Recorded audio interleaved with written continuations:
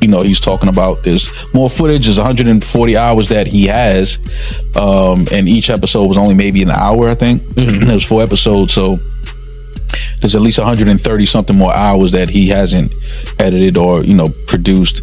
For some reason, Diddy, around the time of his arrest, thought, I know what I'm going to do. I'm going to be exonerated later, so I'm going to film all this, and then I can use it in my big comeback later when I'm not in jail. Didn't work out the way he thought, and it turns out he went to jail for a few years. All right, he didn't get the full amount, but he still got a few years. And 50 Cent somehow managed to pay for the footage off of the videographer. Probably Diddy's worst nightmare, this. It's got to be up there. Now, we're going to get into what's in the actual documentary, and hell, it's something. Anything that surprised you from that footage?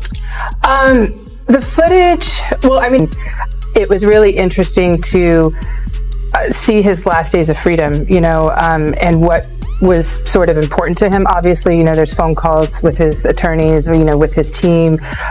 It was very interesting to watch a man who's known for his brand presence. He has a really amazing knack for marketing and all of that, and how he was sort of taking that into account and how he was coming off to the public, in the days leading up to his arrest and indictment. Like 3 or 4 pictures in the documentary that I've seen of myself. Some people say they saw more, but I know three different times where I was certain places that you could actually see me in the documentary. And when Netflix released Sean Combs' The Reckoning, many viewers sensed something was off almost immediately. The subject matter was heavy. The allegations were serious. The timeline was deeply unsettling. And yet, there was a quiet feeling that something was missing. Not facts, but moments, not accusations, but reactions. The story felt carefully framed, edited, even softened. That's when rumors of unreleased footage began to circulate. According to insiders, the documentary had access to far more material than what ultimately made it on screen. Footage that didn't just explain what happened, but captured how Diddy reacted as everything around him began to collapse. This wasn't old archival content. It was filmed just days before his 2024 arrest at a moment when pressure was at its peak. What makes the situation even more unusual is who stood behind the documentary: 50 Cent, a longtime rival who has never hidden his feelings, and Gene Deal, a man who once stood beside Diddy for years. That pairing alone raised eyebrows. But when legal threats followed the documentary's release, it became clear something deeper was unfolding. Netflix maintains that all footage was obtained legally. Diddy's team claims private material was stolen. 50 Cent hints that far more remains unseen. And Gene Deal insists this is only the surface. So the real question becomes simple. What did Netflix choose not to show, and why? For some reason, Diddy, around the time of his arrest, thought, I know what I'm going to do. I'm going to be exonerated later, so I'm going to film all this, and then I can use it in my big comeback later when I'm not in jail. Didn't work out the way he thought, and it turns out he went to jail for a few years. All right, he didn't get the full amount, but he still got a few years. And 50 Cent somehow managed to pay for the footage off of the videographer. Probably Diddy's worst nightmare, this. It's got to be up there. Now, we're going to get into what's in the actual documentary, and hell, we need the core theme to be, you didn't do anything wrong. You didn't do anything wrong on any front. By the way, these conversations, the lawyer had no idea he was recording them. So when the lawyer's like, yeah, we need everyone to believe you did nothing wrong, it kind of takes away from when the lawyer is out in public saying, yeah, my client is completely innocent. And now he's showing the behind the scenes where he clearly didn't think he was very innocent. So not Diddy's smartest move. However, throughout this journey, you'll see he makes a lot of crazy decisions. I don't think it's working. I listened. I've been a superb client, as you said. I jumped on the plane. I'm coming to New York, but I'm just running around waiting for a shoe to drop. He's shitting himself right now, in case you can't tell, and he really doesn't look good. It's the middle of September, and there's still no indictment. Then you have to have a spokesman. You have to have some sort of comms to constantly be pushing that, Mark. Because you may just be a person that you just may watch CNN. You know what I'm saying? And there's 9 billion people in the world, and 7 billion of them is on Instagram and TikTok. He's basically trying to get control of the narrative. That's what he's really worried about. He wants public perception to be, this was all bullshit. Unfortunately for him, we had all seen the CCTV of him beating the shit out of Cassie, so like, we know you're not a good guy, man. That's out there. A statement from your solicitor is really not going to change that. We have to find somebody that'll work with us, whether they're from this country or from another country. It could be somebody that has dealt in the dirtiest of dirty business of media and propaganda. We need to brainwash some motherfuckers right now, and we need people who are used to working with the dirtiest of dirty, because that's what he is, and he's admitting it. How could you let this footage fall into the hands of 50 Cent, my guy? And honestly, it always comes down to money with Diddy, because Diddy didn't get rich just because he was, you know, clever in music. Diddy got rich because he robbed people all the time, and him not taking care of the people around him, it just comes back to bite him a million times over. It's like, we have a movie, you're speaking this language, and you know what I'm saying, we need subtitles, and we're not providing the audience with subtitles. And I invited you to this movie, and you in this thing, you don't know what's going on. You just see you just see images, you know, quickly. Now it has a whole life of its own. I gotta say, this whole doc was edited well. When he said you just see the pictures and they cut to the CCTV. Well done, 50. You nailed that, son. If you're gonna take him down in style. So you get a clear window from the jump here into Diddy's psyche. He doesn't give a about Cassie or any of these girls. He doesn't give a about anyone. It's save yourself mentality, and it's crisis mode. And you can see on his face, well, you know he's got a problem. This is at an all-time high of his taking, surely, because he is stressed. The most talked about footage centers on the final days leading up to Diddy's September 2024 arrest. This was not a man unaware of the danger around him. This was someone who knew the walls were closing in. Cameras reportedly followed him through meetings, phone calls, and private moments that were never meant to be seen by the public. One clip, now widely discussed, shows Diddy in a hotel room speaking on speakerphone with his lead attorney. His voice is low and controlled, but his words carry weight. He admits they are losing, not struggling, not delayed losing. That single admission changed everything. Powerful figures rarely speak that way unless their options are disappearing. According to reports, the conversation quickly moves beyond legal defense and into reputation management. There are discussions about controlling the narrative, shaping public perception, and turning to people experienced in the darkest corners of media manipulation. This is why Diddy's legal team responded so aggressively. They argue these were private strategy discussions, never intended for public release. They claim the footage crosses a line. Netflix disagrees. So does 50 Cent. What makes this footage especially unsettling is not just what is said, but when it is said. It was recorded before the arrest, before the handcuffs, before the courtroom. It captures raw awareness, the realization that power, money, and silence may no longer be enough. And once viewers understand that this footage exists, it becomes difficult to believe what appeared on screen was the full story. One of the biggest mysteries is how this material ever left Diddy's control. According to reports, he had been working on a personal documentary, filming himself extensively. He wanted his own version of events preserved possibly for future release or to protect his image. 50, how'd you get it, and what does that scene show? Well, I mean, you know, you're a journalist, Harvey. Harvey, you would not disclose your sources. We usually don't. Yeah, but I got it. Yeah. What he said. and what do you think it conveys? Because we see someone trying to pull the strings and talking about, he would say affecting, others would say manipulating the public views of the allegations.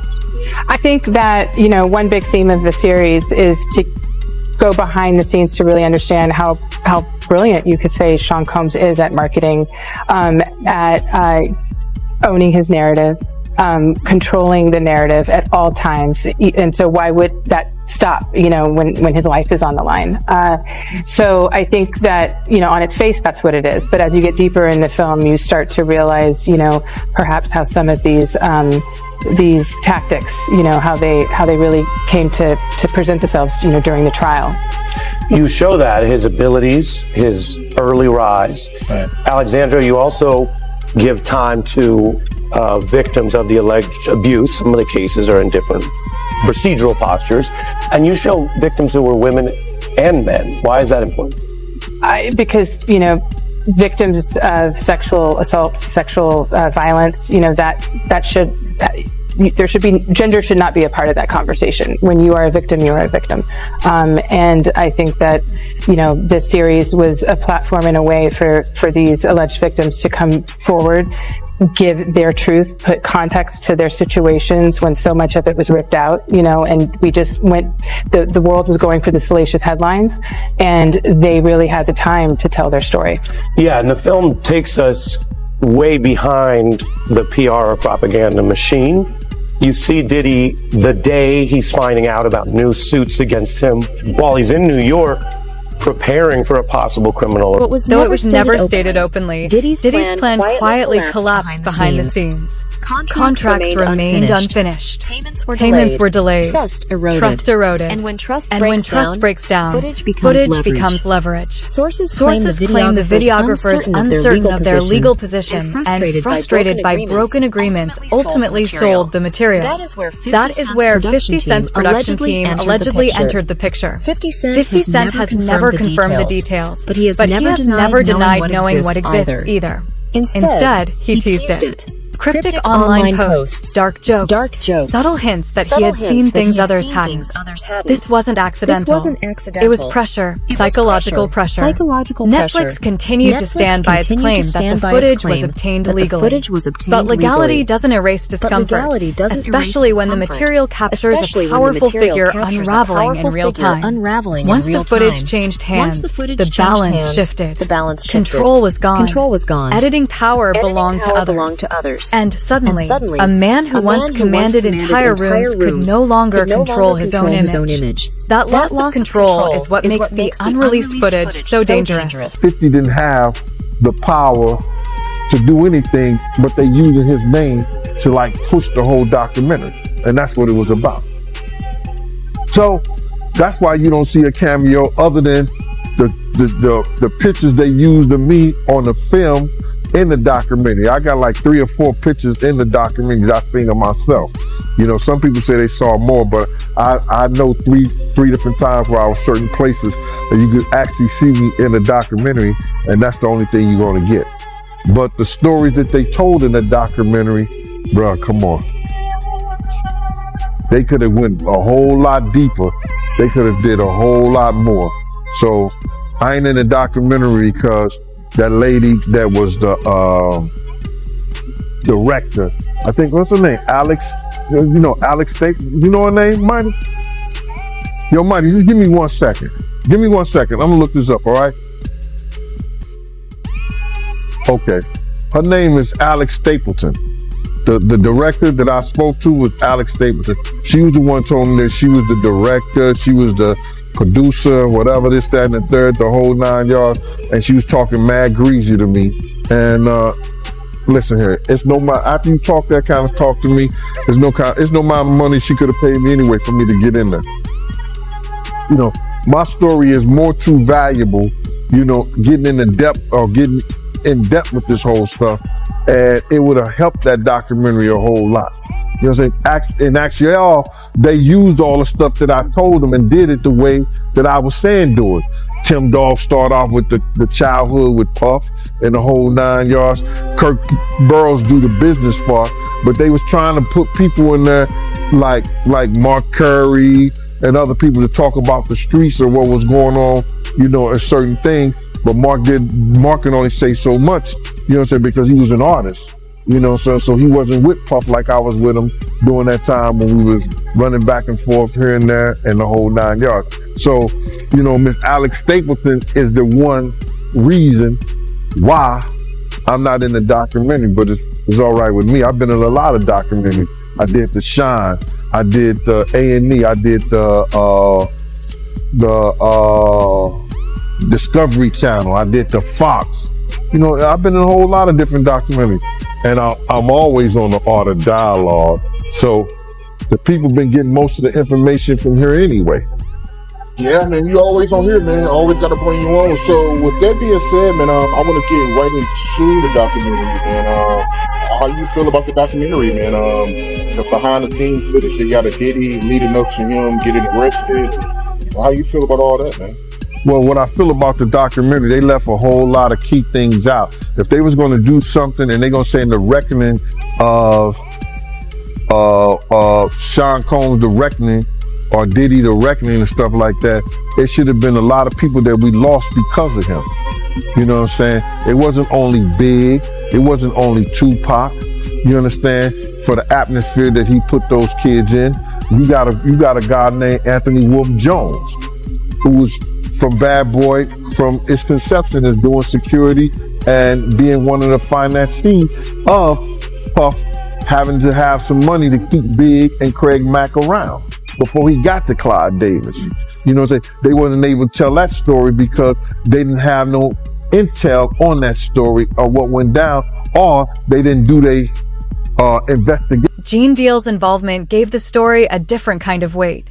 As Diddy's former bodyguard, he has repeated one claim again and again. Nothing around Diddy happened without cameras. According to Gene, recording was routine. Meetings were filmed. Events were documented. Even moments meant to feel private often weren't. Not for safety, not for memories, but for control. Gene has hinted that Diddy believed documentation was protection. Evidence of consent, evidence of presence, evidence of power. But documentation cuts both ways. Once it exists, it can outlive loyalty. When Gene Deal spoke about unreleased footage, he didn't sound shocked. He sounded unsurprised, almost calm, as if he had been waiting for this moment all along. They want to say that 50 Cent did the whole documentary. He was responsible for doing the whole documentary, what goes in there and what goes out of there. And I don't believe that. And I don't believe that he's responsible for everything that goes in there. I don't believe he's responsible for everything that goes out of there. Guys want to say that he's snitching, you know what I'm saying, because he's telling his truth about what went down and what he saw or what he heard or whatever like that. I don't know how to love my enemy. And if I gotta put out the truth about something that he was doing and it's wrong, and that was wrong, I don't have no problem with that shit. Not a problem at all. Keep doing it. Maybe enough men come out and speak out on some bullshit. You know what I mean? Yeah, and they're saying that Diddy's family is preparing a $1 billion lawsuit over this documentary. I think they dropped it already. I don't think they ain't gonna have a chance, because before you put something out like that, they're gonna dot their I's and cross their T's. They're gonna make sure everything is in place. And if Puff had friends over there at Netflix, if it haven't came down, if it haven't came down yet, they ain't got a leg to stand on. Yeah, you just made me think of something. I'm sure Netflix has 1 million lawyers, and I'm sure they have plenty of lawyers go over this thing to make sure it was airtight. Yes, sir. And they might probably even cut some stuff out that maybe they weren't even sure about. Just probably. Well, Gene, I appreciate you taking the time. Dope content as always. And I wish you luck, man. I know, man, you get on these interviews and they go crazy, man. Yeah, man, listen. A lot of people want to, come at me, and everybody want to find fault at 50, find fault in me, find fault at anybody who's speaking out against the evil that's been going on. But what about find fault from the person who did it? Find fault for the person who starved their artist. Find fault for the person who led an artist out there to lead to his death. Find fault in a person who set up the atmosphere for one of the greatest artists in hip hop to lose his life. You know what I'm saying? Find fault in a person that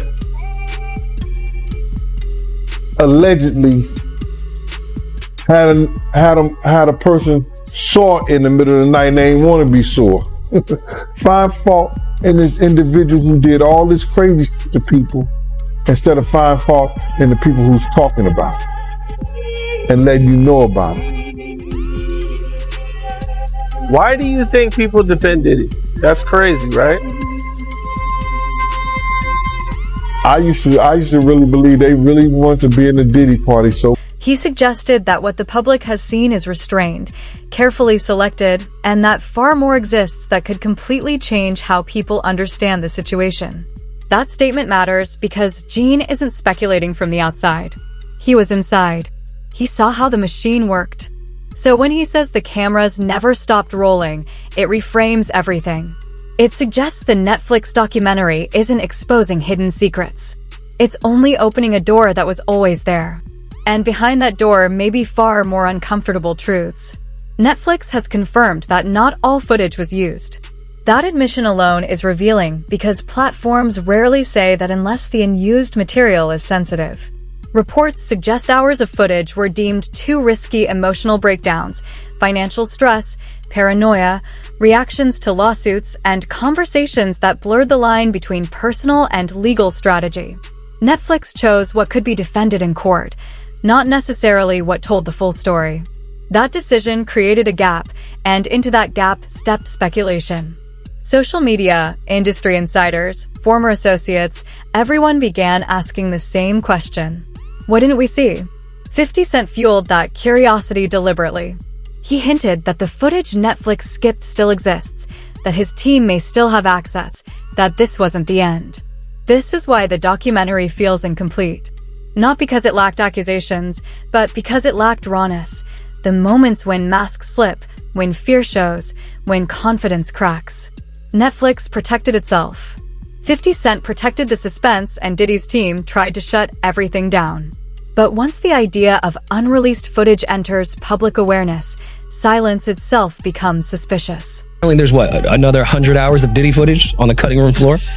So Diddy is still doing press. 50. Diddy is not doing press. No, he's doing press on the yard. He's doing press, like he's doing push-ups. No, 50 is still doing press, and obviously with the success of the Reckoning documentary, he's talking about this more footage. Is 140 hours that he has, and each episode was only maybe an hour, I think. It was 4 episodes, so there's at least 130 something more hours that he hasn't edited or produced, and he's saying that he may put it out on YouTube just to put it out there, like on his 50 Cent Devo page. I don't know if it'll be on his page, but he just said, he doesn't know if he's going to release it with Netflix or through Netflix. He might just, put it out on YouTube or wherever, some other platform.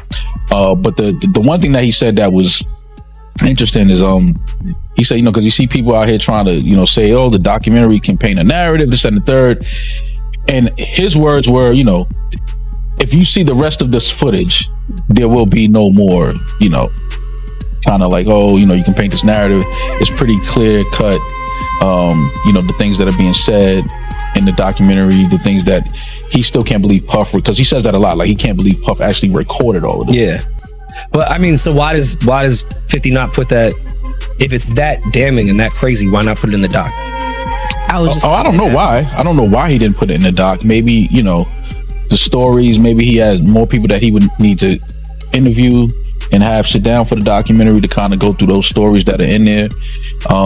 It could be a number of reasons, but the fact that he has over 100 hours of footage of personal footage and things like that leading up to the case, because the story is Puff felt like he was going to win the case, and that this was going to be footage for his documentary that he would have released, Redemption, after the trial was done and things like that. So the amount of things that he probably was recording, just going off of the fact that he felt like they were going to win the case. Yeah. And this is my footage and these guys aren't going to put it out. Yeah. Like, all the crazy we're going to take out. Right. But even I did see who I think was the director of what Diddy was trying to do had mentioned that he was on vacation or was out of town and had someone fill in for him. And that's the only footage that made it to the doc because that guy sold it.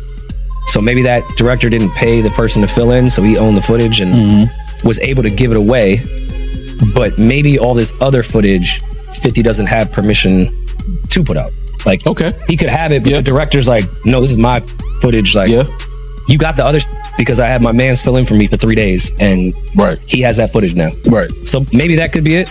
But I mean, I don't know. I feel like 50 is so petty that if it was that crazy, he would have just put this in the doc. But who knows? I don't even want to speculate what is on the 100 hours. Yeah. After Lil Rod telling me what was going on, I don't know if I want to see it visually. I mean, you know, and for 50 to say the footage that's on there is it leaves no more room for, you know, people to kind of say, oh, you know, the narratives are being created, it's false. For 50 to say that, I mean, you know, we can only imagine the footage that he's seen. What makes the unreleased footage so dangerous isn't just what it reveals about Diddy. It's what it suggests about the industry as a whole. Because if one powerful figure documented himself this extensively, it raises an uncomfortable question. How many others did the same? For years, cameras in elite spaces weren't just for memories. They were currency. Footage created loyalty. It enforced silence. It generated fear. People behaved differently when they knew everything was being recorded, even if they didn't fully understand why.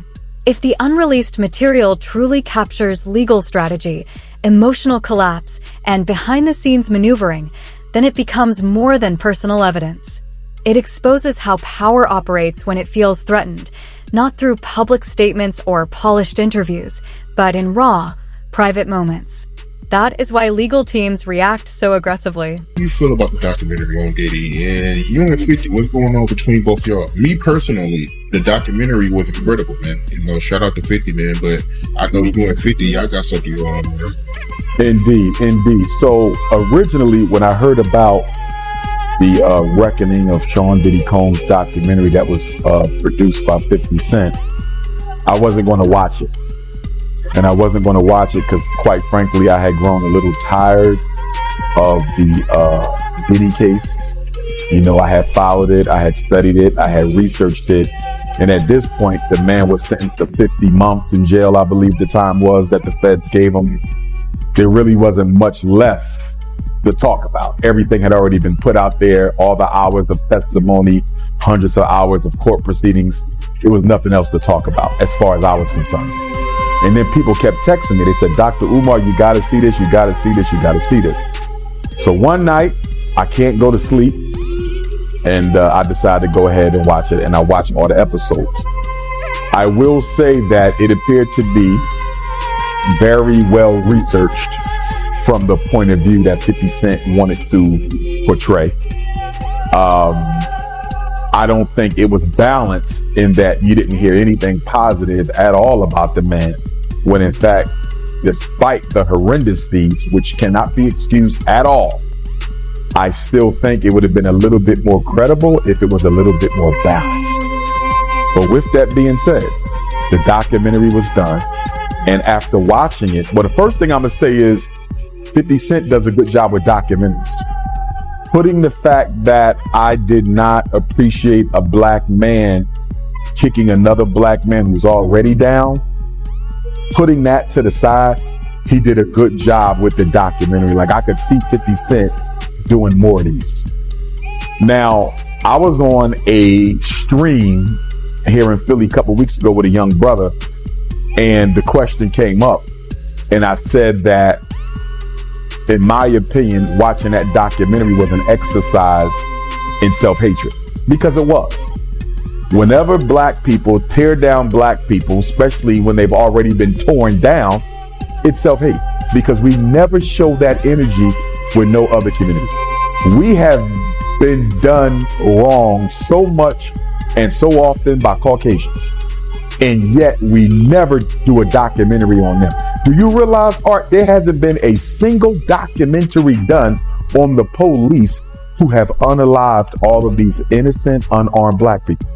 Where's the documentary on the police officer who killed Tamir Rice? Where's the documentary on the police officers who murdered Breonna Taylor? Where's the documentary on the police officers who murdered Sonia Mancy or Sandra Bland or Freddie Gray or Philando Castile or Alton Sterling or Amir Pope? Look at all of this that... This isn't just about one client. It's about precedent. Because if footage like this can surface, then years of carefully managed reputations suddenly become fragile. Industry insiders understand that. That's why reactions have been so quiet. Why statements are so vague. Why former allies distance themselves without explanation. Silence isn't confusion. Silence is calculation. The fear isn't that people will judge past actions. The fear is that cameras captured truths that were never meant to be acknowledged publicly. Conversations that reveal how narratives are shaped, how accusations are managed, and how influence moves behind closed doors. If that footage ever surfaces in full, it doesn't just change one story. It forces an entire system into the light. And that is what truly frightens them. This story is no longer just about a documentary. It's about who controls the truth when power collapses. Cameras were once used to protect an image. Now those same cameras may be the very thing that exposes it. 50 Cent had a right to make that document. If Puffy did to that woman that 50 used to date, the things that people claim he did, and allowed to be done to her, even with her permission, you don't do that as a black man. That is conduct unbecoming a black man, and I would have to say that Curtis 50 Cent Jackson was justified in making documentary art. Because if I was him, if I was in 50's shoes, I might have done a documentary too. You feel me? I'm going to be honest. You do that to my baby mom, even if I don't like her no more, even if I'm not on good terms with her no more, no matter what we've been through, you knew that was my baby mom. You knew that was my girlfriend. And you do that? You have her doing all this with you and other people, and you know that was my shorty at one time? Bro, that's a complete violation of the G Code art. So with that being said, 50 Cent had a personal reason to do that documentary, and I can't say he's wrong for doing it. Now, with that being said, Art, watching that documentary, I came to three conclusions. Number one, black people are hypocrites. We are probably the biggest spiritual hypocrites in America. And I'm going to say that, Art, because we are the most spiritual people in America. We are the most religious people in America. We brought religion to America. We gave it to the world. But the reason I say black people, after watching that documentary, have to be the biggest spiritual hypocrites in America, is I'm seeing all these people. And I'm not talking about everybody. I want to be clear. I'm not talking about everybody. 50 Cent and Gene Deal didn't just bring footage forward. They challenged the idea that influence guarantees silence. Netflix showed part of the story, but not all of it. And the public knows that now. The most unsettling part isn't what has already been shown. It's what may still be hidden. Footage locked away, sealed, unreleased, waiting. Because once people believe there's more, they stop trusting what they see. So, the real question is